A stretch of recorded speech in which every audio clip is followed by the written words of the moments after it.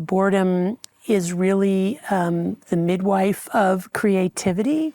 We have almost no capacity as modern humans to tolerate boredom of any kind because it's so easy to entertain and distract ourselves. But I feel like that's a real loss.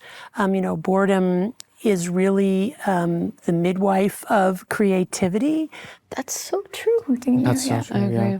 So you can't rush art. I will say that when I talk to Gen Z or Gen Alpha or these kind of like upcoming generations, I often find them more developed and nuanced than I am, than older generations are. And I think actually because of their exposure to difference and issues and questions around all sorts of things around identity and experiences and hobbies, that they tend to be a lot more sophisticated. There's something about what you said. I love that about boredom is the midwife of creativity, because I believe that. I really strongly, and I've seen it in like the creative process. There's a way in which potentially original thought is something that requires space and time and reflection for.